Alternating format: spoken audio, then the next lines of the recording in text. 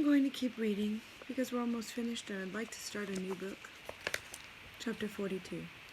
Bradley tried writing a letter to Carla. His father had suggested it. He crumpled up a piece of paper and threw it in his waste paper basket. He didn't know what to say to her. The words he wanted to say hadn't been invented yet. Ronnie hopped along singing doo-doo-doo-doo-doo-doo. The other animals were taking another vote. We took another vote, the lion told Ronnie. We like you the best. I like all of you the best too, said Ronnie. Bartholomew walked up to her. I love you. Will you marry me? Yes, said Ronnie. And I saved you from the quicksand too, said Bartholomew, so you didn't die. That's good, said Ronnie. I'm very glad to hear that. Chapter 43. Colleen, wearing a new red dress, anxiously awaited for her guests to arrive. Except for Laurie and Melinda, she hadn't told anybody that there would be boys at the party. The doorbell rang. Her heart jumped.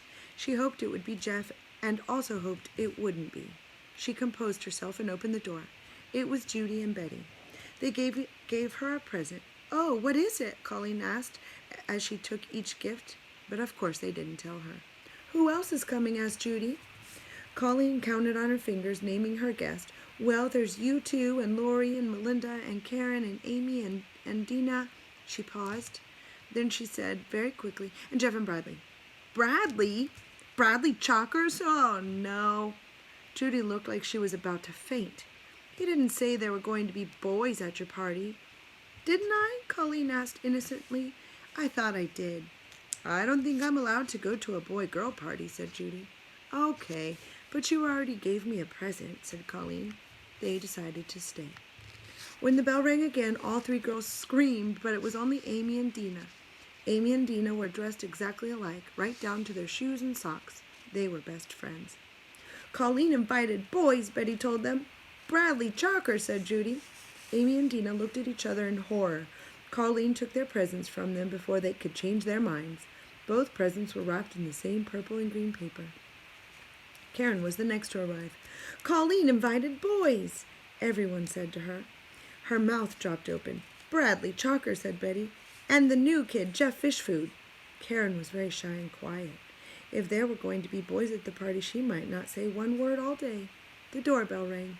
Everyone except Karen screamed. She held a pillow in front of her face. It was Laurie and Melinda. Colleen invited boys, everyone greeted them. Jeff Fishnose and Bradley Chalkers. So we already knew that, Laurie said.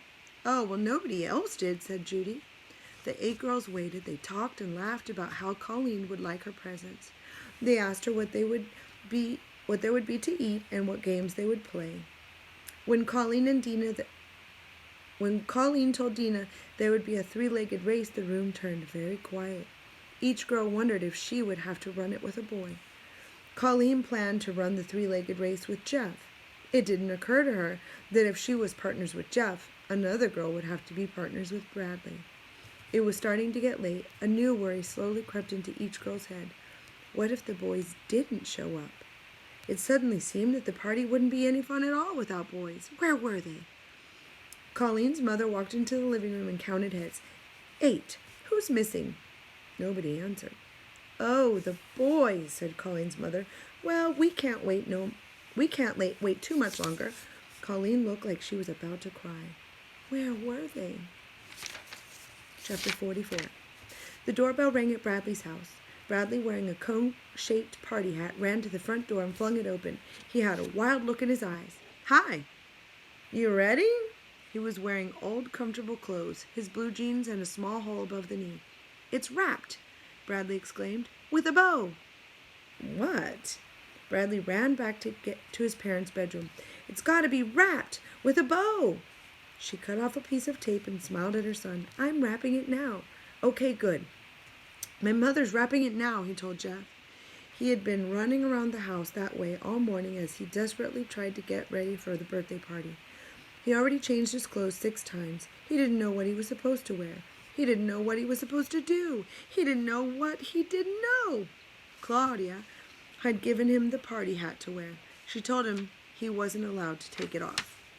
They wrapped my present at the store where I got it. Jeff hardly heard him. Are you supposed to wear torn pants? What? He ran into the kitchen. He took a sharp knife from the drawer next to the sink and cut a hole in his pants, just above the knee. When he returned to the front door, Jeff was standing inside the house. Claudia was with him. "Is my hat straight?" She looked him over. "It's hard to tell, because your head's crooked." Mrs. Chalkers came down the hall holding Colleen's present in front of her. "See, all wrapped. Hello, you must be Jeff. I'm Bradley's mother." "Hello, Mrs. Chalkers," said Jeff. "It doesn't have a bow." "Oh, I couldn't find any ribbon," said his mother. He stared at her in disbelief. "It needs a bow." "Doesn't it need a bow?" "No," said Jeff. "Oh, okay," he said. He took the present from his mother. She kissed him and told him to have fun. He and Jeff started out the door. "Oh, Bradley, you ripped your pants." "I know." He closed the door. They headed up the sidewalk toward Colleen's. She lived 2 blocks away. "Do you want my bow?" Jeff asked. "I can take it off." Bradley nervously shook his head. "Are you all right?" Said Bradley. "I'm okay." But his mouth didn't work. "You're acting kind of strange, even for you, I mean." Bradley sighed and stopped walking. "What's the matter?" Bradley trembled. He felt the way as when he first tried to turn in his homework. "I don't know what to do at a birthday party," he said. Jeff laughed. "I haven't been to one in 3 years." Jeff looked impatiently up the street. "There's nothing to worry about. Birthday parties are fun." "How many birthday parties have you been to?" Bradley asked. "I don't know, a lot." "What do you want to know?" "Everything." "Okay," said Jeff. "First, take off that dumb hat." So while the 8 girls anxiously waited, Jeff was patiently trying to teach Bradley everything he knew about birthday parties. Too much.